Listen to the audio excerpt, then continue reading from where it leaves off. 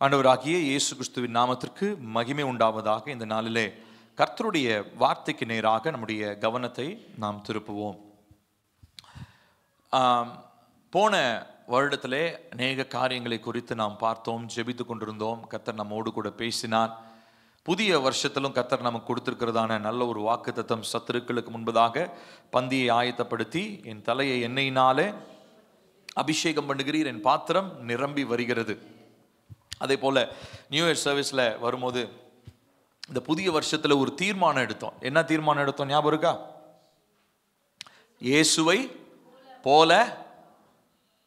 அதுக்குள்ளே மறந்துட்டீங்களா? 5ஆம் தேதி தாங்க ஆயிருக்கு இன்னைக்கு. அதுக்குள்ளே மறந்துட்டீங்க தீர்மானத்தை. இயேசுவை போல மாறணும். ஆமாம், வேற எந்த தீர்மானமும் இல்லை. நான் அதை செய்யணும், இதை செய்யணும், கவிழ்த்து போடணும், கட்டணும், நாட்டணும், பிடுங்கணும், எந்த வேலையும் இல்லை. இயேசுவை போல நான் மாறணும். இதை நம்ம செஞ்சிட்டாலே மற்ற எல்லா காரியங்களையும் கர்த்தர் நேர்த்தியாய் நமக்கு கொடுக்க உண்மை உள்ளவராக இருக்கிறார். ஹல்லேலூயா, ஆமென். சரி, இப்போ இந்த நாளிலே நான் உங்களோடு கூட தொடர்ச்சியாக ஒரு சில காரியங்களை ஒவ்வொரு வாரமும் உங்களோடு கூட பேச போகிறேன். அது என்ன அப்படின்னா, இயேசுவை போல மாறணும்னா முதலாவது இயேசு யார் என்பதை நம்ம அறிந்து கொள்ளணும்.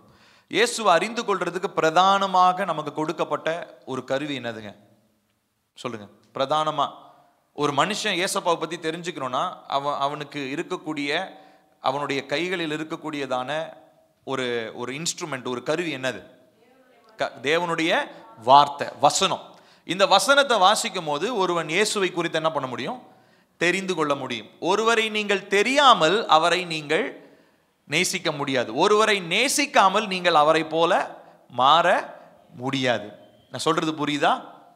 ஒருத்தரை தெரியாம நீங்க அவரை நேசிக்க முடியாது. ஒருத்தரை நீங்க நேசிக்காம அவரை போல நீங்க மாற முடியாது. இப்போ நான் ஒரு உதாரணம் உங்களுக்கு சொல்ல விரும்புகிறேன். இந்த நாட்களில் நிறைய பேர் இந்த நேசத்தை குறித்து சொல்லும் பொழுது பார்த்து நேசிப்பவர்கள் உண்டு, கேட்டு நேசிப்பவர்கள் உண்டு, பழகி நேசிப்பவர்கள் உண்டு. ஆனால் எந்த ஒரு எதிர்பார்ப்புமே இல்லாமல் நேசிக்கிறது அப்படின்னு சொல்லி சொன்னால் அது ஆண்டவராகிய இயேசு கிறிஸ்து மாத்திரம்தான். நீங்கள் அவரை நேசிப்பீங்க, நேசிக்க மாட்டீங்க, நீங்கள் அவரை ஏமாத்துவீங்க, அவருக்கு துரோகம் பண்ணுவீங்க, எல்லாம் தெரிஞ்சாலும் அவர் உங்களை என்ன பண்ணுறாருங்க? இதுதான் தேவனுடைய அன்பு. உலகத்தில் மற்ற எல்லா அன்புமே கண்டிப்பாக ஏதாவது ஒரு எதிர்பார்ப்போடு தான் அந்த அன்பு இருக்கும். இப்போ கணவன் மனைவியை நேசிக்கிறாங்கன்னா அவங்க என்ன பண்ணுறாங்க? மனைவி எனக்கு கீழ்ப்படியணுன்ற ஒரு எதிர்பார்ப்பு இருக்கிறது. கரெக்டுங்களா? அதே மாதிரி மனைவி கணவனை நேசிக்கும் போது மனைவிக்கு ஒரு எதிர்பார்ப்பு இருக்கிறது. கணவன் என்னை நேசிக்கணும், என்னை புரிஞ்சிக்கணும், என்னுடைய இருதயத்தை புரிஞ்சிக்கணும் அப்படின்னு. இப்படி எல்லாருமே அதே மாதிரி பிள்ளைகள், பெற்றோர், உலகத்தில் இருக்கிற எல்லா உறவுமே அந்த நேசத்தோட ஒரு டேக் கட்டப்பட்டிருக்கு. என்ன டேக் தெரியுமா? ஒரு எதிர்பார்ப்பு, எக்ஸ்பெக்டேஷன். ஆனால் இயேசு கிறிஸ்துவின் அன்பு ஒன்று தான், எந்த விதமான எதிர்பார்ப்பும் இல்லாமல் நம்மளை நேசிக்கிறார். அதனால தான் இந்த நேசத்தை ஃப்ரீ வில், அதாவது நம்ம சுய விருப்பத்தின்படி நம்ம அதை செய்கிறோம். நம்மளை யாரும் கட்டாயப்படுத்தலை. டே ஏசப்பாவை நேசிக்கிறியா இல்லை உன்னை போட்டு தள்ளவான்லாம் யாரும் கேட்கல, நம்மளை மிரட்டலை. நம்ம மனம் விரும்பி நம்ம அவரை நேசிக்கிறோம். அதனால தான் அவருடைய பிள்ளைகளாக நம்ம இந்த இடத்துல அமர்ந்து கொண்டிருக்கிறோம். இப்போ நல்லா கவனிக்கணும் பிரியமானவர்களே, ஆண்டவராகிய இயேசு கிறிஸ்துவை நீங்கள் பிரதிபலிக்கணும்னா அவரை நேசிக்கணும். அவரை நேசிக்கணும்னா அவர் யாருன்னு நமக்கு தெரிஞ்சிருக்கணும். அதனால இந்த வர்ற நாட்களில், இனி வருகிற வாரங்களில் நான் உங்களோடு கூட இயேசுவினுடைய பல தன்மைகளை குறித்து உங்களோடு பேச போகிறேன். மல்டி டைமென்ஷனல்னு சொல்லுவாங்க, பல பரிமாணங்கள் இருக்கிறது இயேசுவினிடத்துல. நீங்க வெறுமனே இந்த 4 சுவிசேஷம், மத்தேயு, மார்க்கு, லூக்கா, யோவான், இந்த 4 சுவிசேஷத்தை மாத்திரம் படிச்சாலே பல விதங்களிலே இயேசுவை யார் என்பதை நம்மளால என்ன பண்ண முடியும்? புரிந்து கொள்ள முடியும். அவருடைய தன்மை என்னவென்பதை புரிந்து கொள்ள முடியும். இப்போ நம்ம வெறும் வசனத்தை மாத்திரம் படிக்கல, அந்த வசனத்தோட உள்ள இருக்கிறதான அந்த வார்த்தையின் வல்லமை ஆவியானவர் மூலமாக நமக்கு என்ன பண்ணப்படுதுங்க? வெளிப்படுத்தப்படுகிறது. சரிங்களா? இந்த நாளிலே முக்கியமாக நான் உங்களோடு கூட பேச இருக்கிறதான தலைப்பு ஆண்டவராகிய இயேசு கிறிஸ்துவனுடைய பல தன்மைகள், the multi dimensional aspects of Jesus. இயேசு கிறிஸ்துவனுடைய பல தன்மைகளை குறித்து பேச போகிறேன் இந்த நாளிலே. அதில் அவருக்கு இருக்கிறதான ரொம்ப முக்கியமான ஒரு தன்மை, அவரை பற்றி நாம் பேசுவதும் அவரை பற்றி பாடுவதும் அதில் இருக்கிறதான முக்கியமான ஒரு தன்மை என்ன அப்படின்னா, அவருக்கு ஒரு நாமம் இருக்கிறது. அவர் தேவ ஆட்டுக்குட்டி, த லேம்ப் ஆஃப் காட் என்று சொல்லி சொல்லப்பட்டிருக்கிறது. நம்ம பைபிள்ல ஜீசஸை பத்தி வாசிக்கும் போது அவரை பத்தி என்ன சொல்லப்படுதுங்க? த லேம்ப் ஆஃப் காட், தேவ ஆட்டுக்குட்டி என்று சொல்லி சொல்லப்படுகிறது. ஏன் பல மிருகங்களிலே ஏன் ஆட்டுக்குட்டியோட போய் அவரை ஒப்பிடணும்?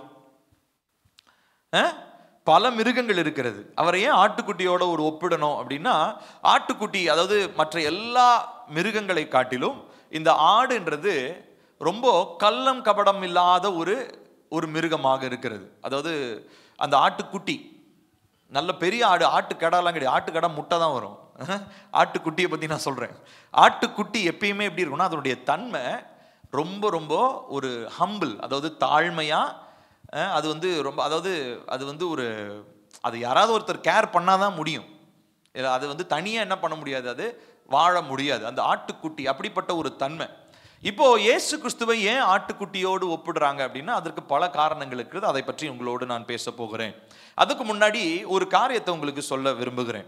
இப்போ நம்ம எல்லாருடைய கிராமங்கள் இருக்கிற ஏரியாவில் நம்ம ஆட்டுக்குட்டியெல்லாம் பார்த்துருக்குறோம். ஆனால் இருக்கலே ஆடுகள் அதிகம் நிறைந்திருக்கிற தேசம் எது தெரியுமா? இஸ்ரவேல் இல்லை, யூரோப்பில் இருக்கிறதான ஸ்காட்லாந்து என்கிறதான தேசம். சரிங்களா, ஞாபகம் வச்சுக்கோங்க. ஸ்காட்லாந்து தான் உலகத்திலேயே அதிகமான ஆடுகள். சரிங்களா, ஆடுகள்னு சொல்லும் போது ஒவ்வொருத்தர்கிட்டையும் ஒவ்வொரு வீட்லையும் பண்ணை இருக்கும், ஒவ்வொரு பண்ணையிலையும் 1000-2000 ஆடு இருக்கும்.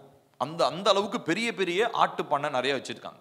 இப்போ இந்த ஆட்டு பண்ணையில ரொம்ப முக்கியமாக நாம் கவனிக்க வேண்டிய ஒரு காரியம் என்ன அப்படின்னா, 1000-2000 ஆடுகள் மேல இருக்கும் ஒவ்வொரு ஃபார்ம் ஹவுஸ்லையும்.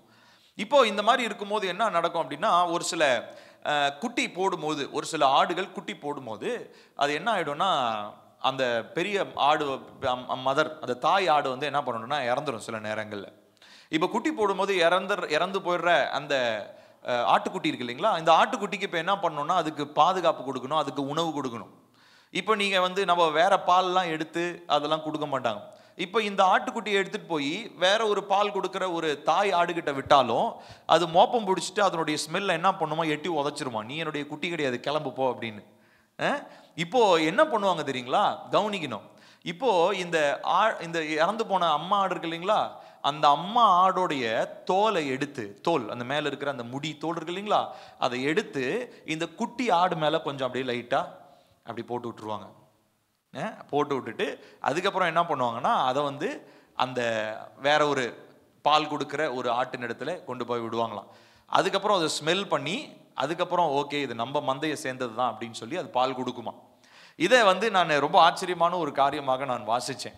பாருங்க, நான் எதற்காக இது உங்ககிட்ட நான் சொல்றேன் அப்படின்னா, ஆண்டவராகிய இயேசு கிறிஸ்துவும் நீங்களும் நானும் ஏற்றுக்கொள்ளும்படி, நீங்களும் நானும் பிதாவுடைய பிள்ளை ஆகும்படி நமக்காக அடிக்கப்பட்ட தேவ ஆட்டுக்குட்டியாக இருக்கிறார். இப்ப நமக்காக அடிக்கப்பட்டவர் மாத்திரம் இல்ல, அவர் மேல் இருக்கிறதான அந்த நீதி என்கிறதான அவருடைய ஆடைய இப்ப யாருக்கு கொடுத்திருக்கிறாரு? நமக்கு கொடுத்திருக்கிறாரு. நான் சொல்றது புரியுதுங்களா? இப்ப நம்ம எல்லாருமே ட்ரெஸ் போட்டுட்டு சர்ச்சுக்கு வந்திருக்கிறோம்.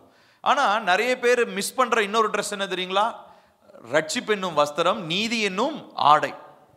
இது நிறைய பேர் போடாம சர்ச்சுக்கு வரோம். இந்த ட்ரெஸ் போட்டுட்டு வரோம். இந்த ட்ரெஸ் இல்லைன்னா நமக்கு அவமானம்னு நம்ம நினைக்கிறோம். நிர்வாணம்ன்றது ஒரு அவமானம், அதனால ட்ரெஸ் போட்டுக்கிட்டு வரோம். ஆனா யாருமே நீதி என்னும் வஸ்திரத்தையோ ரட்சிப்பு என்னும் வஸ்திரத்தையோ பற்றி யோசிக்கிறதே கிடையாது. காலங்காலத்தில் இருந்துச்சுன்னா ட்ரெஸ்ஸை மாட்டிட்டு கிளம்பி போவோம் சர்ச்சுக்கு அப்படின்னு கிளம்பி வந்துடுறோம். ஆனா நம்ம யாருமே கர்த்தர் நமக்கு ரொம்ப இந்த ட்ரெஸ்ஸுக்கு ஒரு விலை இருக்கு. கரெக்டா? இப்போ நான் போட்டிருக்க ட்ரெஸ்ஸு ஒரு 500 ரூபா சட்டை, 1000 ரூபா பேண்ட்டு, 1500 ரூபா, அவ்வளோதான் இதனுடைய மதிப்பு.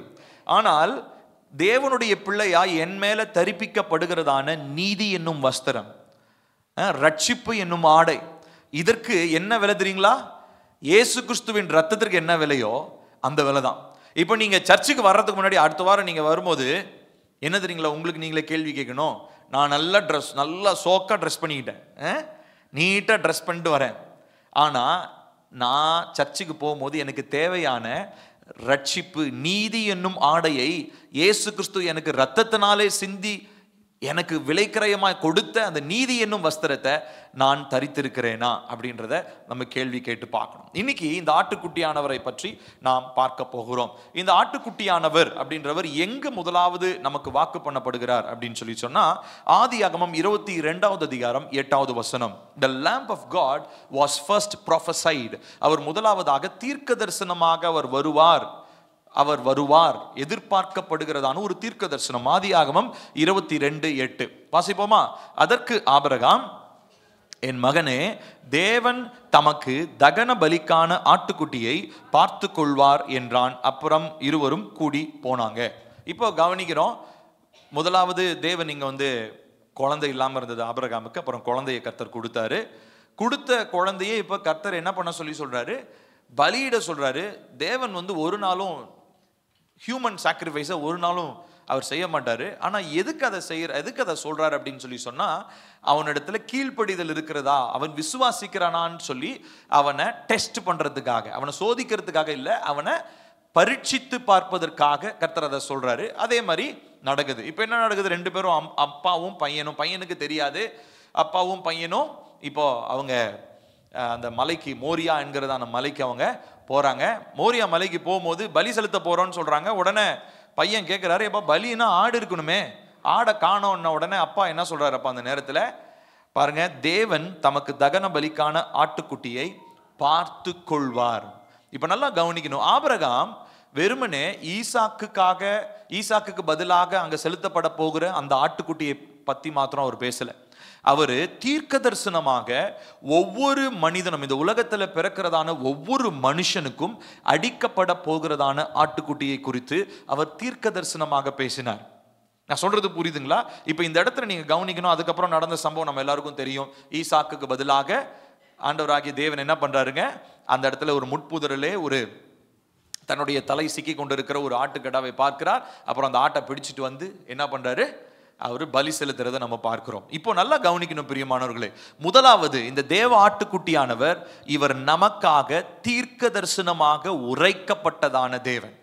சரிங்களா? இவர் நமக்காக பலியிடும்படி தன்னையே தரும்படி அவர் நமக்காக முதலாவதாக தீர்க்க தரிசனமாக இவர் உரைக்கப்பட்டவர் அப்படின்றத நம்ம மறந்துவிடக்கூடாது. அடுத்ததா, இந்த தீர்க்க தரிசனமா உரைக்கப்பட்டவர் ஒரு மாதிரியாக விளக்கப்பட்டார். அது எங்கன்னு வாசிக்கலாம். யாத்திராகமம் 12வது அதிகாரம் 5-6 வசனங்கள். யாத்திராகமம் 12வது அதிகாரம் 5-6 வசனங்கள். எடுத்துட்டீங்களா? சேர்ந்து வாசிப்போமா? அந்த ஆட்டுக்குட்டி பழுதற்றதும் ஆணும் ஒரு வயதுள்ளதுமாய் இருக்க வேண்டும். செம்மறி ஆடுகளிலாவது வெள்ளாடுகளிலாவது அதை தெரிந்து கொள்ளலாம். அதை இந்த மாதம் 14ஆம் தேதி வரைக்கும் வைத்திருந்து இஸ்ரவேல் சபையின் ஒவ்வொரு கூட்டத்தாரும் சாயங்காலத்தில் அதை அடித்து.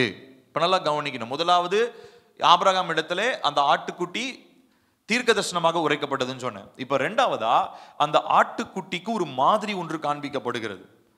என்ன மாதிரி அப்படின்னா, அதுதான் நம்ம என்னன்னு பார்க்கிறோம். இஸ்ரவேல் என்னன்னு கொண்டு வர்றாங்க? அதை பஸ்கா என்று சொல்லப்படுகிறது. அது பேரே பஸ்கா ஆட்டுக்குட்டி. அந்த ஆட்டுக்குட்டியை பஸ்கா அன்னைக்கு வளர்க்கும்படி அந்த ஆட்டுக்குட்டி என்ன பண்ணுவாங்க? பஸ்கா அன்னைக்கு வெட்டி பலி செலுத்தும்படி, அதற்காகவே தான் வருஷம் ஃபுல்லா என்ன பண்ணுவாங்க? அதை வளர்ப்பாங்க. புரியுதுங்களா? இப்போ இவ்விதமாக இந்த ஆட்டுக்குட்டியை அவங்க வளர்த்து அவங்க என்ன பண்றாங்க பாருங்க, எப்படி போட்டிருக்குது? பழுதற்றதும். அதுகிட்ட கண்ணு குருடானதோ, கால் முடமானதோ, தோல்ல ஏதாவது வியாதி வந்ததோ அந்த மாதிரி எதுவுமே இருக்கக்கூடாது. அது பழுதற்றதாய் அது இருக்க வேண்டும். ஆணும் ஒரு வயதுள்ளதுமாய் இருக்க வேண்டும். பாருங்க எவ்வளோ கண்டிஷன்ஸ் வைக்கிறாரு. அது ஆண் குட்டியா இருக்கணும், கடா குட்டியா இருக்கணும். அடுத்ததாக அது ஒரு வயதுள்ளதா இருக்கணும். செம்மறி ஆடுகளிலாவது வெள்ளாடுகளிலாவது அதை தெரிந்து கொள்ளலாம். அதை இந்த மாதம் 14ஆம் தேதி வரைக்கும் வைத்திருந்தாங்க. டேட் முதற்கொண்டு ரொம்ப தெளிவா சொல்றாரு ஆண்டவர் கட்டளையில. இஸ்ரவேல் சபையின் ஒவ்வொரு கூட்டத்தாரும் சாயங்காலத்தில் அதை அடித்து, அது அப்படின்னா அதை பலி செலுத்தி. இப்போ இங்க ரெண்டாவதா பார்க்கிறோம், இந்த ஆட்டுக்குட்டியானவர் அப்படின்றவர் இப்போ ஒரு ஆடுக்கு, ஒரு அடிக்கப்படுகிற ஒரு வயது இருக்கிறதான ஒரு ஆட்டுக்கிடாக்கு அவர் சமமாக அதற்கு முன்மாதிரியாக, முன் அடையாளமாக அவர் பார்க்கப்படுகிறார். இப்போ இந்த பஸ்கா அப்படின்றது என்ன அப்படின்னா, அவர்களுடைய மீட்பு. இந்த பஸ்கா பண்டிகை, இந்த பஸ்காவினுடைய இந்த பலி முடிஞ்சதுக்கு அப்புறம் தான் அவங்க என்ன ஆகுறாங்க? எகிப்தில இருந்து அவங்க வெளியே கிளம்பி போறாங்க. அப்போ அவங்க அந்த டெலிவரன்ஸ் உண்டாகணும்னா அதற்கு என்ன அடிக்கப்படணும்? சொல்லுங்களேன். பஸ்கா ஆட்டுக்குட்டி அடிக்கப்படணும்.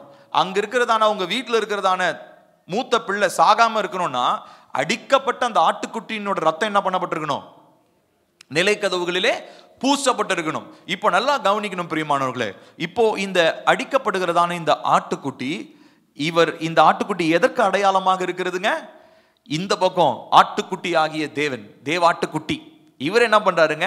நம்முடைய பாவத்திலிருந்து, நம்முடைய அடிமைத்தனத்திலிருந்து நம்மை மீட்கும் பொருளாக அவருடைய இரத்தத்தை நமக்கு சிந்தினதை அடையாளப்படுத்துகிறது. ஸோ ரெண்டாவதா அடையாளப்படுத்தப்படுகிறது. அடுத்தது மூன்றாவதாக இந்த ஆட்டுக்குட்டி, இந்த தேவாட்டுக்குட்டி அடையாளப்படுத்தப்படுகிறார். he is identified. வாசிப்போம் யோவான் 1வது அதிகாரம் 29வது வசனம். ஸோ முதலாவது சொன்னேன், தேவாட்டுக்குட்டி தீர்க்கதரிசனமாக உரைக்கப்பட்டார். அடுத்ததாக தேவாட்டுக்குட்டி மாதிரியாக காண்பிக்கப்பட்டார் பஸ்கா ஆட்டுக்குட்டியில. அடுத்ததாக தேவாட்டுக்குட்டி அடையாளப்படுத்தப்படுகிறார். யார் இவர் அடையாளப்படுத்துறா? யோவான் 1:29 வாசிப்போம். மறுநாளிலே யோவான் இயேசுவை தன்னிடத்தில் வர கண்டு, வாசிங்க, இதோ உலகத்தின் பாவத்தை சுமந்து தீர்க்கிற தேவ ஆட்டுக்குட்டி. இப்போ யோவான் ஸ்நானகன் யாரா இருந்தாரு? இயேசுவுக்கு வழியை ஆயத்தம் பண்ணுகிற ஒரு தீர்க்கதரிசி. ஆமா தானே? இயேசுவுக்கு வழியை ஆயத்தம் பண்ணுகிற ஒரு தீர்க்கதரிசி. அவர் மேல எப்படிப்பட்ட ஆவி இருந்ததுங்களா? எலியாவின் அபிஷேகம் இருந்தது. எலியாவை போல வழியை ஆயத்தம் பண்ணக்கூடியதான ஒரு அபிஷேகம் அவர் மேல இருந்தது. இப்ப அவர் என்ன பண்றாரு அப்படின்னு சொல்லி சொன்னா, அவரு முன்னாடியே இயேசு கிறிஸ்து கொஞ்சம் ஒரு 6 months முன்னாடி அவர் பிறந்தார். ஆனா பிறந்தவர் என்ன பண்றாருன்னா, சின்ன வயசுல இருந்தே அவர் எப்படிப்பட்டவரா பிறந்தார் அவரை பத்தி ஏற்கனவே நான் சொல்லியிருக்கேன். அவர் கருவிலிருந்தே அபிஷேகத்தினால பரிசுத்த ஆவியானவரால் நிரப்பப்பட்டவராக தான் அவர் பிறந்தார். உலகத்துல வேற யாருமே அந்த மாதிரி பிறந்ததே கிடையாது, பிறக்கவும் முடியாது. ஆனா அவர் பிறக்கும் போது எப்படி பிறக்கிறாருங்க? பரிசுத்த ஆவியானவரால் நிறைந்தவராக அவர் பிறக்கிறார். ஏன்னா அவரு தான் இயேசு கிறிஸ்துவுக்கு முன்னோடியாக, இயேசு கிறிஸ்துவுக்கு வழியை ஆயத்தம் பண்ணுகிறவராக இருக்கிறார். இப்ப நான் நிறைய நேரங்களில் நான் கவனிச்சு பார்த்தேன். நீங்க யோவான் 1வது அதிகாரத்தை படிச்சு பார்த்தீங்கன்னா தெரியும். இப்ப இந்த வசனத்தை சொல்லி முடிச்ச உடனே அவர் கூட யோவான் ஸ்நானகன் கூட சீஷர்கள்லாம் இருந்தாங்க. இந்த வசனத்தை சொன்ன உடனே கூட இருக்கிற ஃபாலோவர்ஸ் எல்லாம் ஜீசஸ் பின்னாடி போக ஆரம்பிச்சிட்டாங்க. நமக்கு அப்படி இருந்தா எப்படி இருக்கும்? இப்ப நான் பிரசங்கம் பண்றேன், ஒரு 2 தெருவு தள்ளி அந்த பக்கம் ஒருத்தர் பிரசங்கம் பண்றாரு. இங்க இருக்கிற எல்லாரும் பிரசங்கத்தை கேட்டு எல்லாரும் அங்க போயிட்டீங்கன்னா எனக்கு எப்படி இருக்கும் சொல்லுங்களேன்? யதார்த்தமா சொல்லுங்க. அல்லேலூயா சோத்திரம்னு நான் சொல்ல மாட்டேன். எனக்கு எப்படி இருக்கும்? கஷ்டமா இருக்கும், வேதனையா இருக்கும். ஏன்னா அப்பா நான் கஷ்டப்பட்டு இந்த ஆத்மாக்களுக்காக ஜெபிச்சு, இவங்களுக்கு ஆலோசனை பண்ணி, பிரசங்கம் பண்ணி, இவங்களுக்கு ஆராதனை நடத்தி இவ்வளோ பண்ணியிருக்கிறேன். அந்த பக்கம் அந்த அடுத்த தெருவில் ஒருத்தர் வந்திருக்கிறாரு, அவர் வந்தோடனே எல்லா மக்களும் அங்கே போயிட்டாங்களே அப்படின்னு சொல்லி. ஆனால் இங்கே பாருங்க யோவான் ஸ்நானன் இதுதான் பாருங்க, இதனால தான் ஆவியானவர் நிரம்பி இருக்கிறாருன்னு சொல்ல முடியும். ஏன்னா அவர் போன உடனே அடுத்து அவர் சொல்றாரு, அவர் பெருகட்டும் நான் சிறுகணும்.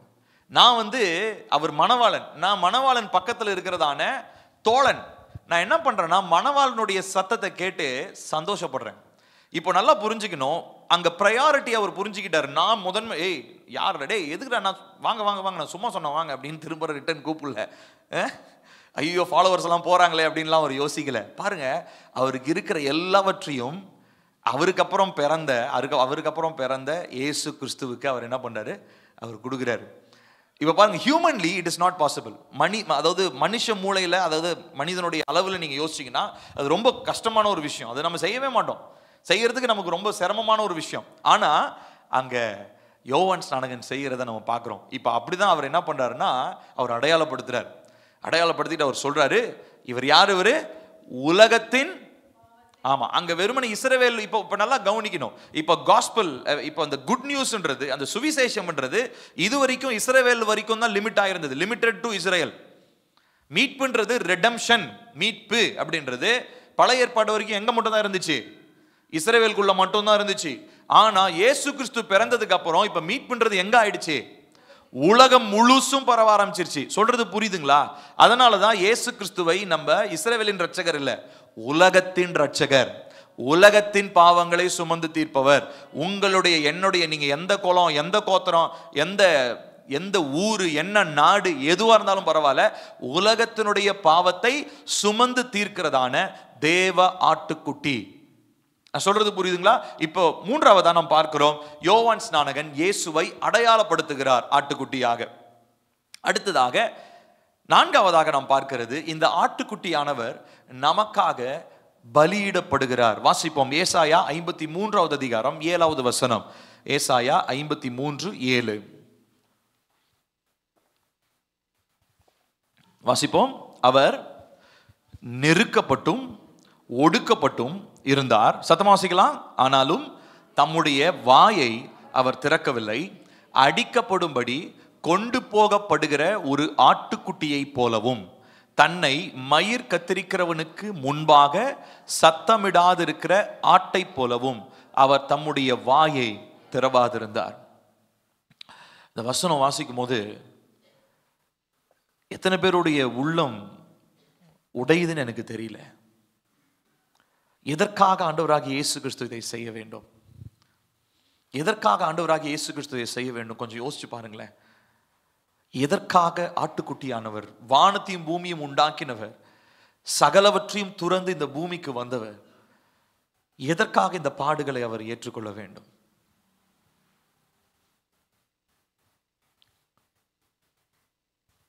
கொஞ்ச நிமிஷம் நீங்க யோசிப்பீங்களா? இயேசு கிறிஸ்து எதற்காக எனக்காக பலியிடப்பட்டார்? எதற்காக?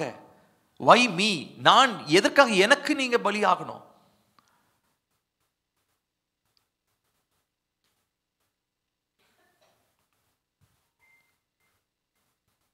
உங்களுடைய இருதயம் உடைக்கப்படுகிறதா? நான் உங்க முன்னாடி நான் கேட்கிறேன் பிரியமானவர்களே, இது எவ்வளவு முக்கியமான ஒரு வார்த்தை தெரியுங்களா? அடிக்கப்படுகிறதற்கு கொண்டு போகிற ஆட்டை போல, தன்னை மயிர் கத்திருக்கிறவனுக்கு முன்பாக சத்தமிடாது இருக்கிற ஆட்டை போல அவர் தம்முடைய வாயை திறவாதிருந்தார்.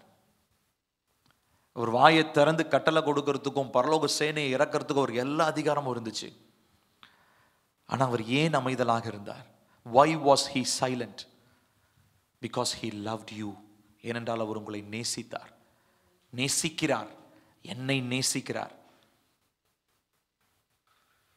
நான் உங்களுக்கு ஏற்கனவே நான் சொல்லியிருக்கிறேன், உலகத்துல எல்லாருமே நீதிமான்களா இருந்து நீங்க ஒருத்தர் பாவியா இருந்தாலும், இந்த இயேசு உங்களுக்காக மாத்திரம் பிரத்யேகமாக வந்து இந்த பூமியிலே மரித்திருப்பார். அவர் உங்களுடைய பாவங்களை ஏற்றுக்கொண்டிருப்பார். இதுதான் அவர் என் மேல வைத்திருக்கிறதான அன்பு. ஹல்லேலூயா. பிரியமானவர்களே, இது நல்ல உங்களுடைய ஆழ் மனதில் நீங்க ஏற்றுக்கொள்ளுங்க. கிறிஸ்துவின் அன்பு உங்களுடைய இருதயத்தை நிரப்பல. தேவனுடைய பலி, இயேசு கிறிஸ்து அடிக்கப்பட்ட ஆட்டுக்குட்டியானுடைய பலி, அதனுடைய முக்கியத்துவம் உங்களுடைய சிந்தையும் உங்களுடைய இருதயத்தில் நிரப்பலன்னு சொன்னா, அந்த மாதிரி மோசமான கல் நெஞ்சம் வேற யாருக்குமே இருக்காது. நம்ம ஒவ்வொருத்தருடைய இருதயமும் கரைய வேண்டும், கடினங்கள் உடைக்கப்பட வேண்டும். எப்போ தெரியுமா? நமக்காக, நமக்காகன்றதை விட எனக்காக, தனிப்பட்ட விதத்தில் நான் சொல்றேன், எனக்காக அடிக்கப்பட்ட தேவ ஆட்டுக்குட்டி. அவர் நினைச்சிருந்தா பிலாத்து முன்னாடி அவர் என்னென்னலாம் பண்ணியிருக்கலாம். சிலுவையில் அவரை பார்த்து பேசினாங்க, நீ தேவனுடைய குமாரனா இருந்தா எல்லாத்தையும் பிடுங்கி போட்டுட்டு கீழே வாயானா அவர் என்ன வேணா பண்ணியிருக்கலாம். ஆனா அவர் ஏன் வாய் திறவாதிருந்தார்? ஏனென்றால் அவர் அந்த பலியாக அவர் மாற வேண்டியது அவசியமாக இருந்தது. அந்த பலியாக அவர் மாறவில்லை என்று சொன்னால், இந்த நாளில் நீங்களும் நானும் சபை என்கிறதான இந்த அங்கம் இருந்திருக்காது. நீங்களும் நானும் மீட்பு என்கிறதான ஒரு விஷயத்தை கனவுல கூட நினைச்சிருக்க முடியாது. பாவத்திலேயே வாழ்ந்து பாவத்திலேயே மரித்து நித்திய ஆக்கினைக்குள்ளாக நாம் போயிருந்திருப்போம். பிரியமானவர்களே, இந்த கால வேளையில நாங்க ஒவ்வொருத்தரையும் பார்த்து நான் சொல்றேன், கர்த்தருடைய ஆண்டவராகிய இயேசு கிறிஸ்துவனுடைய அந்த பலி உங்களுடைய இருதயத்தை நொறுக்க வேண்டும். It should break your heart. கர்த்தருடைய அந்த பலி உங்களுடைய இருதயத்தை நொறுக்கலனா, அதை விட கடினமான இருதயம் வேற எதுவுமே கிடையாது. நான் சொல்றது உங்களுக்கு புரியுதுங்களா? ஒவ்வொரு நாளும் அந்த உடைக்கப்பட்ட இருதயத்தை தான் நம்ம ஆண்டவர்கிட்ட பிரசன்ட் பண்ணணும். ஆண்டவரே, இன்னைக்கு நான் உங்ககிட்ட என்னுடைய உடைந்து போன இருதயத்தை கொடுக்கிறேன். I am giving my broken heart so that you can mend it. ஏன் எப்படி உடைஞ்சது? ஏன்னா உங்க கல்வாரி சிலுவையை நான் பார்க்கும்போது, எனக்காக நீங்க அடிக்கப்படுகிற ஆட்டுக்குட்டியை போல வாயை திறக்காம இருந்தீங்கல்ல, உங்களை கன்னத்துல அடிச்சாங்கல்ல, உங்களை விழாவில் குத்துனாங்கல்ல, உங்க ஆணியை அடிச்சாங்கல்ல, உங்களுடைய முதுகுல வாரினால அடிச்சாங்கல்ல, அப்போ நீங்க என்ன பண்ணலன்னா, நீங்க பேசல, வாயை திறக்கல, எனக்காக நீங்க அமைதலா இருந்தீங்க, நான் மீட்கப்படும்படி எனக்காக பலியா மாறுனீங்க. அதனாலதான் என் இருதயம் உடைக்கப்படுது. இப்ப அந்த உடைஞ்ச இருதயத்தை நான் திரும்ப உங்ககிட்ட கொடுக்குறேன். எதற்காக தெரியுமா? என் இருதயத்தை உருவாக்குங்க, அதுல உங்களை குறிச்ச அன்புனால என்னோட இருதயத்தை நிரப்புங்க. ஹல்லேலூயா. பிரியமானவர்களே, நான் திரும்ப சொல்லுகிறேன், கிறிஸ்துவனுடைய அன்பு உங்களுக்காக, உங்க ஒவ்வொருத்தருக்காக, எல்லாரும் கண்ணை திறந்து பாருங்க, உங்க ஒவ்வொருத்தருக்காக இயேசு கிறிஸ்து பலியான ஆட்டை போல வாயை திறவாதிருந்ததற்கான காரணம், உங்கள் ஒவ்வொருவரையும் அவர் நேசிக்கிறார், இன்னமும் நேசிப்பார். ஆனா நீங்க எந்த அளவுக்கு உடைந்து போன உங்கள் இருதயத்தை அவருக்கு முன்பதாக கொடுக்கிறீர்கள் என்பதை பொறுத்தது. ஆகையால் இந்த நாளில் நான்காவதாக நாம் பார்த்தது அடிக்கப்பட்ட தேவாட்டுக்குட்டி. முதலாவது சொன்னேன், தீர்க்க தரிசனமாக உரைக்கப்பட்ட தேவாட்டுக்குட்டி. அடுத்ததாக மாதிரியாக காண்பிக்கப்பட்ட தேவாட்டுக்குட்டி. அடுத்து மூன்றாவதாக பார்க்கிறோம் அடையாளப்படுத்தப்பட்ட தேவாட்டுக்குட்டி. நான்காவதாக பலியாக்கப்பட்ட தேவாட்டுக்குட்டி. ஐந்தாவதாக நிறைவாக்கப்பட்ட தேவாட்டுக்குட்டி. வெளிப்படுத்தின விசேஷம் 19வது அதிகாரம் 7வது வசனம். வெளிப்படுத்தின விசேஷம் 19:7 சேர்ந்து வாசிப்போமா? நாம் எல்லாம் கொஞ்சம் சத்தமா வாசிங்களேன். நாம் சந்தோஷப்பட்டு களிகூர்ந்து அவருக்கு துதி செலுத்த கடவோம். ஆட்டுக்குட்டியானவருடைய கல்யாணம் வந்தது, அவருடைய மனைவி தன்னை ஆயத்தம் பண்ணினாள் என்று சொல்ல கேட்டேன். இப்போ இது ஃபியூச்சர், அதாவது வருங்காலத்தில் நடக்க போகிற காரியத்தை இங்க யோவான், அப்போஸ்தலனாகிய யோவான் அதை விஷன்ல, தரிசனத்துல பார்த்து அவர் இதை ரெக்கார்ட் பண்றாரு, அவர் எழுதுறார். இப்போ அவர் எழுதும் போது சொல்றாரு, வாசிக்கலாமா? அவருக்கு துதி செலுத்த கடவோம். எப்படி துதி செலுத்தணுமா? சந்தோஷமாக, களிகூர்ந்து. ஏன்னா ஆட்டுக்குட்டியானவருடைய கல்யாணம், திருமணம் வந்தது, அவருடைய மனைவி தன்னை ஆயத்தம் பண்ணினாள். இப்போ இந்த அடிக்கப்பட்ட ஆட்டுக்குட்டியானவர் இருக்கார் இல்லையா, எனக்காக அடிக்கப்பட்டவர், இப்போ அவருக்கு இன்னும் அந்த அவருடைய அன்பு இன்னும் நிறைவாகல. அன்பை வெளிப்படுத்துறாரு. ஆனா அன்பு அவர்கிட்ட எப்ப தெரியுமா பூரணமாகும்? எப்போ இந்த சபையாகிய அவருடைய மணவாட்டி பரிசுத்தமாக்கப்பட்டு அவருடைய வருகையிலே அவரோடு கூட இணைக்கப்படுகிறதோ, அப்பதான் அவருடைய லவ் என்ன ஆகுங்க? கம்ப்ளீட் ஆகும், நிறைவாகும். அதுதான் அப்ப சாட்டிஸ்ஃபை ஆகும் அவருடைய அன்பினுடைய நிறைவு. அப்பா, நான் பட்ட பிரயாசம். ஒரு எக்ஸாம்பிள் சொல்றேனே. இப்போ ஒரு அம்மா, இப்போ நம்ம சர்ச்சில் 2 பேர் பிள்ளையை பெற்றெடுத்துருக்கிறாங்க. பிள்ளையை பெற்று எடுத்து 9 மாசம் பிள்ளையை பெற்று எடுத்ததுக்கு அப்புறம் பிறந்த உடனே குழந்தை யாராவது தூக்கிட்டு போயிட்டாங்கன்னா உங்களுக்கு எப்படி இருக்கும் சொல்லுங்க? ஆனா எவ்வளோ வேதனையோட பிள்ளை பெற்றிருக்காங்க இல்லையா? ஆனா கையில குழந்தை வந்த உடனே அவங்க கண்ணில் இருக்கிற அந்த அழுகை எல்லாம் மாறி உடனே என்ன ஆயிடுது சொல்லுங்க? எங்க தாய்மார்களே சொல்லுங்க, என்ன வருது உங்களுக்கு? சந்தோஷம் வருது. அதுக்கு முன்னாடி நீங்க பட்ட வேதனைக்கு அளவே கிடையாது இல்லையா? இன்ஃபேக்ட் அது வந்து உடம்புல இருக்கிற எல்லா எலும்பும் ஒரே நேரத்தில் உடஞ்சு போனா எப்படி இருக்குமோ அந்த வலியும் அதை அளவுகோல் வச்சிருக்கிறாங்க. ஸோ தாய்மார்களுக்கெல்லாம் பெரிய கும்பிடு. நீங்கள் அந்த அளவுக்கு நீங்கள் வேதனைப்பட்டு பிள்ளைகளை நீங்கள் பெற்றீர்கள். இப்போ பாருங்க, இந்த வலி அவ்வளோ வேதனை இருக்குது. ஆனா அடுத்த நிமிஷம் அந்த பெற்றெடுத்த குழந்தைய கையில கொடுத்தவொடனே என்ன ஆயிடுதுங்க? எல்லாமே மாறிடுது. இப்போ இதே மாதிரி தான் இயேசு கிறிஸ்துவும் இதை விட, தாய்மார்கள் எல்லாம் பெற்ற வேதனையை விட இன்னும் பயங்கரமான ஒரு வேதனை உங்களுக்காக எனக்காக சகிச்சு இப்ப என்ன பண்றாருன்னா, அந்த அன்பினுடைய ஃபுல்ஃபில்மெண்ட்காக வெயிட் பண்ணிட்டு இருக்கிறார். அந்த அன்பு நிறைவாகணும். இன்னும் அந்த அன்பு நிறைவாகல, இன்னும் அது அப்படியே வெயிட்டிங்லேயே இருக்குது. எப்போ தெரியுமா நிறைவாகும்? நீங்களும் நானும் அந்த அன்பை உணர்ந்து பரலோகத்துல அவரோடு கூட இணைக்கப்படுகிற ஒரு திருமண நாள், அந்த கல்யாணம்னு ஒண்ணு இருக்கு இல்லைங்களா? அதற்காக ஏசப்பா என்ன பண்றாரு? வெயிட் பண்ணிக்கிட்டே இருக்கிறாரு. நீங்களும் நானும் ஏசப்பா வர்றதுக்கு வெயிட் பண்றோமோ இல்லையோ, அவர் மணவாட்டியை திருமணம் செய்வதற்காக என்ன பண்ணிட்டு இருக்காரு? அவரு காத்து கொண்டே இருக்கிறார். ஹல்லேலூயா. சொல்றது புரியுதுங்களா? அதனாலதான் நம்ம இந்த உலகத்துல எங்க வேணா பாருங்களேன், யாருமே சபைக்கு விரோதமாக, ஜென்யூனா இருக்கிற சர்ச்சுக்கு விரோதமா யாருமே எழும்பவே முடியாது. உபத்திரவங்கள் பாடுகள் எல்லாம் வந்தாலும் அங்க சபை தான் ஜெயிக்கும். ஏன் தெரியுமா? சபைக்காக சண்டையிடுகிறவர், யுத்தம் செய்கிறவர் யாரு? மணவாளனாகிய இயேசு. ஏன்னா அவர் ரத்தம் சிந்தி மீட்டு இருக்கிறாரு. அவர் ஒருபோதும் சர்ச் வந்து அப்படியே போ கெட்டு போ அப்படின்லாம் கிடையாது. ஏன்னா அது அவர் தனக்காக அதை மணந்து கொண்டார், தனக்காக நிச்சயித்து கொண்டு இருக்கிறார். எப்படி நிச்சயித்தார்? இதுக்கு முன்னாடி பார்த்தோம், பலியாக அவர் மாறி ரத்தத்தை சிந்தி அவர் என்ன பண்ணிருக்கிறாருங்க, நம்ம நிச்சயித்து கொண்டு இருக்கிறார். நீங்களும் நானும். அதனாலதான் சர்ச்ன்றது ரொம்ப அவசியம்னு சொல்றோம், சபை கூடுகைன்றது ரொம்ப அவசியம்னு சொல்றோம். வெறும் சபைன்னா இந்த சிமிர்னா ஆலயத்தை மாத்திரம் குறிக்கல. தேவ பிள்ளைகள் ஒருமனப்பட்டவர்களாய் இயேசுவை ஆராதித்து அவரை துதிக்கிற எல்லா இடமும் என்னதான் சபை. இந்த இடங்களிலே நம்ம இணைந்திருக்க வேண்டியது அவசியம். ஆனா பிசாசு இன்னைக்கு தந்திரமா தேவ பிள்ளைகள் என்ன தெரியுங்களா பண்ணிடுறான்? சபையை விட்டு தான் வெளியே கொண்டு போறான். நான் இந்த சபையை விட்டு போனா என்ன, வேற சபைக்கு போறேன். ஆண்டவர் என்ன ஃபர்ஸ்ட் உங்களை கல்யாணம் பண்ணிக்கிறேன் அப்புறம் உங்களை கல்யாணம் பண்ணிக்கிறேன்னு சொல்றாரு? இல்ல, அவருக்கு ஒரே மனைவி தான். அந்த ஒரே மனைவி சபை மாத்திரம் தான். அந்த சபையில நம்ம இருக்கணும். அதனால நான் இங்க ஒரு சர்ச்சுங்க, அவர் ஒரு சர்ச்சுங்க, எங்களுக்குள்ள கருத்து வேறுபாடு, வேற வேற சர்ச்சுக்கு போறாங்க. வாய்ப்பே கிடையாது, பரலோகத்துக்கு போக முடியாது. நான் திரும்ப சொல்றேன், ஒரு சபையில நமக்கு கருத்து வேறுபாடு வந்துச்சுன்னா we have to sit and we have to speak. அதை உட்கார்ந்து பேசி சமாதானமா நம்ம அதே இடத்துல தான் இருக்க பார்க்கணும். ஏன்னா கர்த்தர் நம்மள அங்கதான் வச்சிருக்கிறாரு. அங்க இருந்தாதான் நம்ம பரலோகத்துக்கு போக முடியும். இங்க இருந்து எனக்கு கருத்து வேறுபாடுனால வேற சபைக்கு போறேன்னா அந்த சர்ச்சை ஆண்டவர் இன்னொரு மூணாவது வருகையில வந்தெல்லாம் கூட்டிட்டு போக மாட்டாரு. ஒரே வருகை தான். அந்த வருகையில ஒரு தடவை தான் நம்ம போக முடியும். அந்த ஒரு வருகையில கர்த்தர் நம்மள எந்த சபையில நாட்டி இருக்கிறாரோ அங்க இருந்தா தான் போக முடியும். ஆகையினால பிரியமானவர்களே, நான் உங்ககிட்ட எதற்காக நான் சொல்றேன் தெரியுங்களா?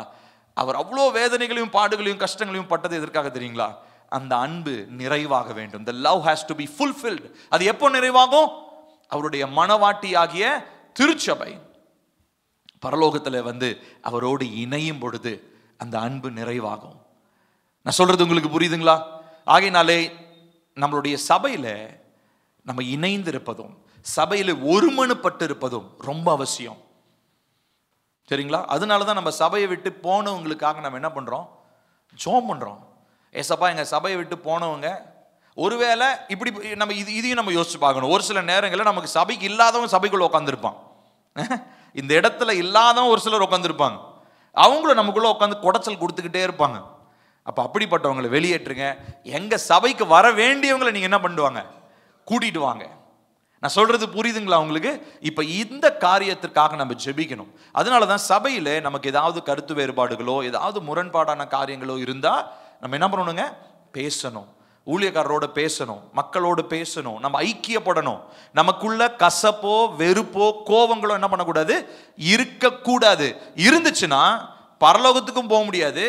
அடுத்ததா அவருடைய அன்பும் குறைவற்றதாக, அவருடைய ஃபுல்ஃபில் ஆகாத நிறைவாகாத ஒரு அன்பாக இருக்கும். நான் சொல்றது புரியுதுங்களா? இப்ப நம்ம ஐந்தாவதா பார்த்தது தேவ ஆட்டுக்குட்டியானவருடைய அன்பு பரிபூர்ணமாக. He is satisfied. The lamb of God is satisfied. இதே இன்னொரு வசனத்தை வாசிப்போம் பாருங்க. அப்படியே ரெண்டு பக்கம் திருப்புனீங்கன்னா வெளிப்படுத்தின விசேஷம் 21வது அதிகாரம் 9வது வசனம். 21:9 வாசிப்போமா? பின்பு கடைசியான 7 வாதைகளால் நிறைந்த 7 கலசங்களையுடைய அந்த 7 தூதரில் ஒருவன் என்னிடத்தில் வந்து, நீ இங்கே வா, ஆட்டுக்குட்டியானுடைய மனைவியாகிய மணவாட்டியை உனக்கு காண்பிக்கிறேன் என்று அவங்க சொல்றாங்க. ஒரு தேவதூதன். இப்ப யாரை காமிக்கிறாங்களா? மணவாட்டி, அலங்கரிக்கப்பட்ட நல்லா ஜோடிச்சு ரொம்ப அழகா இருக்கிறதான ஒரு மணவாட்டி. அந்த மணவாட்டி யாருங்க? நீங்களும் நானும். இப்போ நமக்கு மணவாட்டினா நமக்கு வந்து ஒரு பர்சன் தான் ஞாபகம் வருவாங்க. கரெக்டா? பிரைடு, மணப்பெண் அப்படின்னா நமக்கு என்ன ஞாபகம் வரும்? கை காலு மூஞ்சி வச்சு ஒரு ட்ரெஸ் போட்டு அலங்கரிக்கப்பட்ட ஒரு மணவாட்டி. ஆனா இந்த மணவாட்டியை வந்து நீங்க இமேஜினே பண்ண முடியல. இது வந்து ஒரு கூட்டம், இது சிங்கிள் ஆள் கிடையாது. இயேசு கிறிஸ்து மணந்து கொள்ளுகிறதான இந்த சபை, இது வந்து நம்மளுடைய மனித புரிதலுக்கு அப்பாற்பட்டதான ஒரு மணவாட்டி. அவருடைய தோற்றம் அப்படி இருக்குது. இப்ப அவர் சொல்றாரு, ஆட்டுக்குட்டியானுடைய மனைவியாகிய மணவாட்டியை உனக்கு காண்பிக்கிறேன். அடுத்த வசனம் போடுங்கப்பா என்று சொல்லி, பெரிதும் உயரமுமான ஒரு பர்வதத்தின் மேல் என்னை ஆவியில் கொண்டு போய் தேவனுடைய மகிமை அடைந்த எருசலேம் ஆகிய பரிசுத்த நகரம் பரலோகத்தை விட்டு தேவனிடத்திலிருந்து இறங்கி வருவதை எனக்கு காண்பித்தான். அடுத்ததுப்பா, அதன் பிரகாசம் மிகவும் விலை உயர்ந்த ரத்தன கல்லை போலவும் பளிங்கொனி உள்ள வச்சிரக்கல்லை போலவும் இருந்தது. அதற்கு பெரிதும் உயரமுமான மதிலும், கிழக்கே 3 வாசல்கள், வடக்கே 3 வாசல்கள், தெற்கே 3 வாசல்கள், மேற்கே 3 வாசல்கள் ஆக 12 வாசல்களும் இருந்தன. வாசல்களின் அருகே 12 தூதர்கள் இருந்தார்கள். அந்த வாசல்களின் மேல் இஸ்ரவேல் சந்ததியார் ஆகிய 12 கோத்திரத்தாருடைய நாமங்களும் எழுதப்பட்டிருந்தன. நகரத்தின் மதிலுக்கு 12 அஸ்திபார கற்கள் இருந்தன. அவைகள் மேல் ஆட்டுக்குட்டியானுடைய 12 அப்போஸ்தலரின் 12 நாமங்களும் பதிந்திருந்தன. அடுத்தது, என்னுடனே பேசினவன் நகரத்தையும் அதன் வாசல்களையும் அதன் மதிலையும் அளக்கிறதற்கு ஒரு பொற்கோலை பிடித்திருந்தான். போதும். இப்ப கவனிச்சு பாருங்களேன். மணப்பெண்ணா நம்ம என்ன எதிர்பார்ப்போம்? ஒரு பெண், அப்படிதானே? அது பேரே மணப்பெண். ஆனா இங்க மணப்பெண் பாத்தீங்கன்னா கட்டடம் மாதிரி இருக்கு. யோ என்னையாது? இதுதான் நம்மளுடைய மூளைக்கு தெரிஞ்சது. இதுதான் கையை கால் வச்சு நல்லா அலங்கரிக்கப்பட்ட நல்ல ஒரு ஜோடனையோட ஒரு மனக்கோலத்தில் இருக்கிற ஒரு பெண்ணை தான் நம்ம மணப்பெண்ணுன்னு சொல்லுவோம். ஆனா இங்க பாத்தீங்கன்னா இதே ஜோடனையோட ஒரு கட்டடம், ஒரு அலங்கரிக்கப்பட்ட ஒரு நகரம்னு சொல்லப்படுகிறது. இப்போ இந்த நகரம் எதை குறிக்கிறது என்று சொன்னால், இயேசுவுக்காக மீட்கப்பட்ட, இயேசு ரத்தம் சிந்தி மீட்டெடுத்த சபையை குறிக்குது. இப்போ இந்த கட்டடத்துக்குள்ளதான், இந்த சபைக்குள்ளதான் நீங்களும் நானும் இருக்கணும். சபையில இல்லாம நான் மட்டும் நான் தனியா வெளியே இருந்துக்கிறேன், ஆனா இயேசுவை நம்புறேன்னா இயேசுப்பா தனியா வந்துலாம் நம்மளை கூட்டு போக மாட்டாரு. சபையில் இருக்கிறவங்கள தான் ஆண்டவர் என்ன பண்ணுவார்? பரலோகத்துக்கு மணவாட்டியாக கூட்டிட்டு போவார். சோ இப்போ 5வது நாம் பார்த்தோம், இந்த ஆட்டுக்குட்டியானவர் திருப்தி செய்யப்படுகிறார். he satisfied. எப்போ திருப்தி ஆகிறார் அவரு? மணமகள், அதாவது மணப்பெண் தன்னை ஆயத்தமாக்கி கொண்டு அந்த திருமண நாளிலே அவரோடு இணையும் பொழுது. அடுத்ததாக 6வதாக நாம் வாசிப்போம், தேவ ஆட்டுக்குட்டியானவர் மகிமைப்படுத்தப்படுகிறார். வெளிப்படுத்தின விசேஷம் 5வது அதிகாரம் 12வது வசனம். அவர்களும் மகா சத்தமிட்டு, சேர்ந்து வாசிக்கலாம், இந்த ஸ்லைட்ல இருக்கிறத வாசிங்க. அடிக்கப்பட்ட ஆட்டுக்குட்டியானவர் வல்லமையும் ஐஸ்வர்யத்தையும் ஞானத்தையும் பலத்தையும் கனத்தையும் மகிமையும் ஸ்தோத்திரத்தையும் பெற்றுக்கொள்ள பாத்திரராயிருக்கிறார் என்று சொன்னார்கள். இப்ப ஆட்டுக்குட்டியானவருக்கு என்ன கொடுக்கப்படுதுங்க? மகிமை. அவருக்கு மகிமை பாருங்க, பெரிய லிஸ்ட் இருக்கு. வல்லமை, ஐஸ்வர்யம், ஞானம், பலம், கனம், மகிமை, ஸ்தோத்திரம். 7 காரியங்கள். இன்னும் நிறைய இருக்கு. ஆனா 7 தான் அவரு யோவான் வந்து கேட்கிறார். இந்த காரியம் தான் அந்த சொல்ல கேட்கிறார். அவரு வல்லமை, ஐஸ்வர்யம், ஞானம், பலன், கனம், மகிமை, ஸ்தோத்திரம் இது எல்லாவற்றையும் பெற்றுக்கொள்ள பாத்திரராயிருக்கு. நம்ம பாட்டு போடுறோம்ல, யூதாவின் ராஜசிங்கம் நீரே அப்படின்னு சொல்லி நம்ம பாடுறோம். இப்போ நல்லா கவனிக்கணும் பிரியமானவர்களே, இந்த ஆட்டுக்குட்டியானவர் இதை பெற்றுக்கொள்ளுகிறதுக்கு தகுதியா இருக்கிறாரா இல்லையா?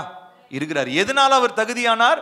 தன்னை ஜீவ பலியாக அவர் உங்களுக்கும் எனக்கும் கொடுத்ததினாலே. இப்ப பரலோகத்துல தேவன் இருந்துட்டு குமாரனே இந்த பூமிக்கு அனுப்பாம, ஏய் என்னையெல்லாம் ஆராதிங்க, என்னையெல்லாம் ஆராதிங்க, என்னையெல்லாம் ஆராதிங்கன்னு சொல்லிட்டு இருந்தாருன்னா நம்ம இப்பவே ஒழுங்கா பண்ண மாட்டேன்றோம். அப்போ ஒண்ணுமே நடந்திருக்காது. நீங்க பாட்டுக்கு மேல உட்காந்துட்டு என்ன ஆராதிங்கன்னு சொல்லிட்டு இருக்கிறீங்க, நான் எப்படிங்க ஆராதிக்கிறதுன்னு கேட்போம். ஆனா இன்னைக்கு அப்படி பேசுறதுக்கான வாய்ப்பே நம்ம கிட்ட இல்லை. ஏன்னா அவர் நம்மளை நேசிச்சதுனால அவருடைய குமாரனை ஆட்டுக்குட்டியை போல அடிக்கப்படுவதற்கு நமக்கு இந்த பூமியில கொடுத்து, அதன் நிமித்தமாக நம்மை மீட்டு கொண்டு நம்மளை திரும்ப முழுமை அடைவதற்காக பரலோகத்தில் சேர்த்துக்கொள்ள வருகிறவர் எப்படிப்பட்டவரா இருக்கிறாருங்களா?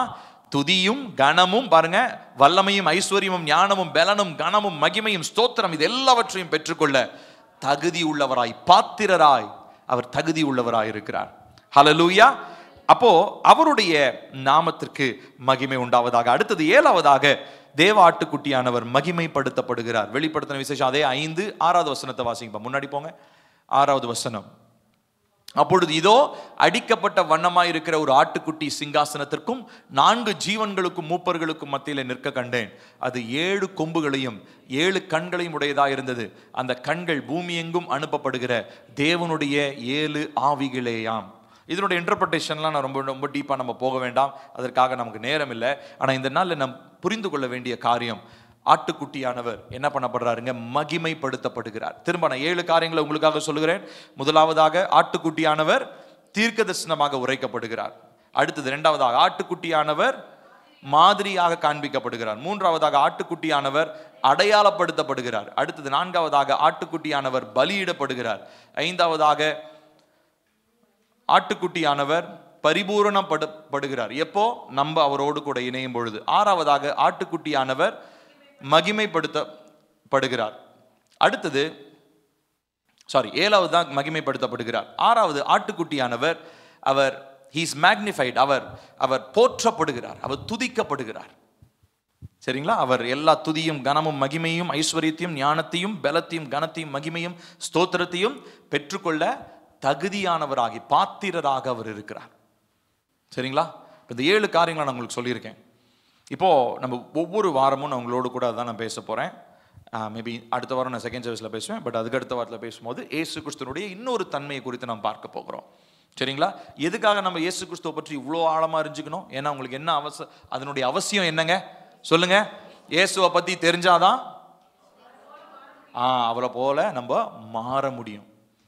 அவரை நேசிக்க முடியும். அவர் யாருன்னே தெரியாம நீங்க அவரை நேசிக்க முடியாது. அவரை நேசிக்கலன்னா அவரை போல மாற முடியாது. அதனால நீங்க என்ன பண்ணுங்க, நீங்க பல புக்கு பைபிள்ல இருக்கிற 66 புத்தகத்தையும் நீங்க படிக்கும் போது எல்லா இடத்துலையும் உங்களுடைய ஃபோக்கஸ் என்னவா இருக்கணும் தெரியுமா? இயேசு இதுல நான் எங்க பாக்குறேன்? நீங்க ஆதியாகமம் படிச்சாலும் அதுல இயேசு இருக்கிறாரு, ஆனா அவருக்கு பேர் வேற மாதிரி இருந்திருக்கு. நீங்க லேவியராகமம் படிச்சாலும் அதுல இருக்கிறாரு, நீங்க தானியேல் படிச்சாலும் அதுல இருக்கிறாரு. நீங்க பைபிள்ல இருக்கிற 66 புக்கத்தை முன்னாடி பேஜ்ல இருந்து கடைசி பேஜ் வரைக்கும் பெரட்டி பெரட்டி படிச்சாலும் எல்லா பகுதிகளிலும் இயேசுவை பார்க்க முடியும். ஹல்லேலூயா! இவர் வெளிப்படுத்தப்பட்டவர், நமக்காக பலியானவர், என்னை மீட்கும் பொருளாக பலியாகி இப்ப திரும்ப என்னை சேர்த்துக்கொள்ள வரப்போகிறவர். இந்த ஆட்டுக்குட்டியானவரை தான் நம்ம மனசார ஆராதிக்கிறோம். ஹல்லேலூயா! நம்ம யாரும் எழுந்து நிற்போமா? தேவனை நோக்கி நாம் பார்க்க போகிறோம். இதனால ஆண்டவரை பார்த்து நம்ம சொல்ல போறோம், எனக்காக அடிக்கப்பட்ட ஆட்டுக்குட்டியானவர், எனக்காக அடிக்கப்பட்ட ஆட்டுக்குட்டியானவர். இந்த ஆட்டுக்குட்டியானவர் எனக்காக பலியானதினாலே நான் ஜீவனை நான் பெற்றேன். இந்த ஆட்டுக்குட்டியானவர் எனக்காக பலியானதினாலே நான் இந்த நாட்களிலே நிறைவை நான் பெற்றிருக்கிறேன். இந்த ஆட்டுக்குட்டியானவர் எல்லா துதிக்கும் கனத்திற்கும் மகிமைக்கும் பாத்திரராய் தகுதி உள்ளவராக அவர் இருக்கிறார். நம்ம எல்லாரும் கண்களை மூடுவோம், தேவனை நோக்கி பார்க்கலாம். கர்த்தாவே, அப்பா, நீங்க அப்பா உங்களை சிலுவையில் அறையும் பொழுது நீங்க வாய் பேசாமல் இருந்த ஒரு ஆட்டுக்குட்டியை போல இருந்தீங்கன்னு சொல்லி நாங்க வாசிச்சோம். ஏசாயா 43:7 நாங்க அதை வாசிச்சோம். எவ்வளவு நம்மளை நேசிச்சிருந்தாருன்னு சொல்லி சொன்னா, அவரு அமைதலாக இருந்து நாம் பலியாகணும் அப்படின்ற அவசியத்தை புரிந்து கொண்டதுனாலதான் அவர் அமைதலா இருந்திருந்தார். ஏன் என்னையும் உங்களையும் அவர் நேசிச்சாரு. இந்த நாளில் பிரியமானவர்களை, நீங்க யாரா இருந்தாலும் பரவாயில்ல, நீங்க எந்த இடத்துல இருந்தாலும் பரவாயில்ல, எந்த நேரத்துல நீங்க இந்த வார்த்தைகளை கேட்டுக்கொண்டிருந்தாலும் பரவாயில்ல, இப்போ நீங்க சொல்லுங்க, ஆட்டுக்குட்டியானவருடைய அன்பினால என்னுடைய இருதயத்தை நிரப்புங்க. இந்த பூமியில நீங்க எப்படி மாதிரியாக வாழ்ந்து போனீங்களோ அந்த மாதிரியா தான் நான் இருக்கணும்னு சொல்லி என்னிடத்துல நீங்க எதிர்பார்க்குறீங்க. அப்ப உண்மை போல என்ன மாற்றுன்னு சொல்லி தான் இந்த இயரோடைய ஸ்டார்டிங்ல நாங்க ஜோம் பண்ணோம். அந்த 12 மணி டைம்ல நம்ம பாடிக்கிட்டு இருந்தோம் இல்லைங்களா பாட்டு. நியூ இயர் சர்வீஸ்ல வந்தவங்க எல்லாருக்கும் தெரியும் என்ன பாடணும்? இயேசுவே உம்மை போல என்னை மாற்றும், இயேசுவே உம்மை போல என்னை மாற்றும். அப்போ ஆட்டுக்குட்டியானவர் மாதிரி நம்ம மாறணும். ஆட்டுக்குட்டியானவர் அமைதலா இருந்ததை போல, ஆட்டுக்குட்டியானவர் சகல பாடுகளை சகித்ததை போல, ஆட்டுக்குட்டியானவர் எந்த இடத்துல பேசினாரோ அந்த இடத்துல பேசினார், எந்த இடத்துல அவர் கேள்வி கேட்டாரோ ஒரு சில இடங்கள்ல கேள்வியை கேட்டாரு. ஆட்டுக்குட்டியானவருக்கு பிதாவின் சித்தம் நல்லா தெரிஞ்சிருந்தது. ஆட்டுக்குட்டியானவர் பலியாக வரும்படியே இந்த பூமிக்கு வந்தார். ஆகையினாலே அவருடைய மாதிரியை பின்பற்றுகிறதான நம்ம ஒவ்வொருத்தரும் இன்னைக்கு அவரை நம்முடைய கண்கள் முன்பதாக வைத்துக் கொள்வோம். சொல்லலாமா? ஏசப்பா, இந்த நாளில் எனக்காக பலியிடப்பட்ட ஆட்டுக்குட்டியானவரே, எனக்காக தீர்க்க தரிசனமாக உரைக்கப்பட்டீங்க, எனக்காக அடையாளப்படுத்தப்பட்டீங்க, எனக்காக மாதிரியாக இஸ்ரவேலர்களுடைய வாழ்க்கையில நாங்க பார்க்கிறோம். எங்களுக்காக என்ன நேசித்து நீங்க பலியா மாறினீங்க, இப்போ எனக்காக நீங்க திரும்ப வர போறீங்க. இந்த ஆட்டுக்குட்டியானவர் நீர் எனக்கு உரியவரப்பா, நீர் என் சொந்தமானவர், என்னுடைய ஆத்தும மனவாளன், நீர் என்னை நேசிக்கிறவரப்பா. உம்முடைய அன்பின் நிறைவினாலே, ஆட்டுக்குட்டியானவருடைய அன்பின் நிறைவினாலே என்னுடைய இருதயம் நிரம்பி வழியட்டும் அப்பா. இன்னொரு இடத்துல நாங்க வாசிக்கிறோம், வெளிப்படுத்தின விசேஷம் வாசிக்கிறோம், உலக தோற்றத்துக்கு முன்னமே அடிக்கப்பட்ட தேவ ஆட்டுக்குட்டி என்று சொல்லி. ஆகையினால் இந்த நாட்களில் நம்ம சொல்ல போகிறோம், கர்த்தாவே, இவ்விதமாக எங்கள் ஒவ்வொருடைய வாழ்க்கையிலோ ஆட்டுக்குட்டியானவரை குறித்து, தேவாட்டுக்குட்டியானவரை குறித்ததான அப்பா ஒரு அன்பு, அவருடைய அன்பின் நிறைவு எங்களுடைய சிந்தை, எங்களுடைய இருதயம் முழுவதும் நிரம்பி இருப்பதாக என்று சொல்லி ஜெபிக்கிறோம் அப்பா. கேட்கலாமா? எல்லாரும் கேட்போம். அப்பா, உம்முடைய அன்பினால் என்னுடைய இருதயத்தை நிரப்புங்க. I should be more transformed like you, Lord. உம்மை போல நான் மாற்றப்பட வேண்டும் இயேசுப்பா. உம்மை போல நான் மாற்றப்பட வேண்டும். உம்மை போல நான் மாற்றப்பட வேண்டும். அதுவே இந்த ஆண்டில எங்களுக்கு லட்சியம், இந்த ஆண்டில எங்களுக்கு நோக்கம் அதுதான்ப்பா. நாங்கள் உம்மை போல நாங்கள் மாற வேண்டும் அப்பா. உம்மை போல நாங்கள் மாற வேண்டும். உம்மை போல நாங்கள் மாற வேண்டும் அப்பா. உம்மை ஸ்தோத்திரிக்கிறோம், உம்மை ஸ்தோத்திரிக்கிறோம், உம்மை புகழ்கிறோம் ராஜா. நாங்கள் உம்மை போல நாங்கள் மாற்றப்பட வேண்டும் கர்த்தாவே. உம்மை நாங்கள் துதிக்கிறோம் துதிக்கிறோம் துதிக்கிறோம் துதிக்கிறோம் துதிக்கிறோம் அப்பா.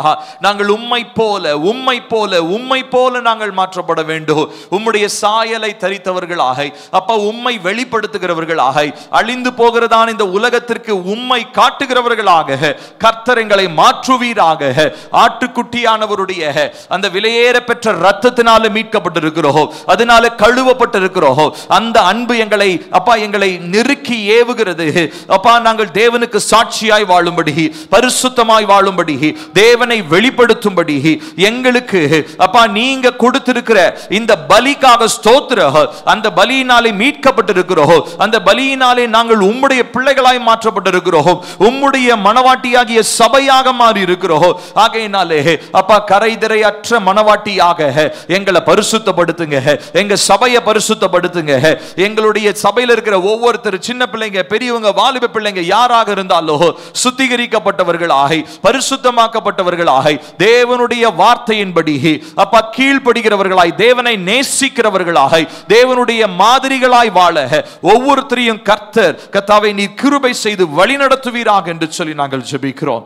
நீங்க மாத்திரம் இந்த நாளில் எங்களோடு பேசினதற்காக ஸ்தோத்திரம். உம்முடைய ஆளுகைக்குள்ள முழுவதுமாய் எங்களை ஒப்புக் கொடுக்கிறோம். ஒரு முறை கூட கேட்கிறோம் அப்பா, உம்மை போல எங்களை மாற்றும், எங்களை பரிசுத்தப்படுத்தும், வருகைக்காக எங்களை ஆயத்தப்படுத்தும். இயேசுவின் நாமத்தில் கேட்கிறோம் எங்கள் ஜீவனுள்ள நல்ல தகப்பனே, ஆமென். நம்முடைய கர்த்தராகிய இயேசு கிறிஸ்துவின் கிருபையும், பிதாவாகிய தேவனுடைய அன்பும், பரிசுத்த ஆவியினுடைய காவலும் ஐக்கியமும் நம் அனைவரோடும் இன்றும் என்றும் சதா காலங்கள் நிலைத்திருப்பதாக. ஆமென், ஆமென். ஸ்தோத்திரம். கர்த்தர் நம்மை ஆசீர்வதிப்பார். ஆமென்.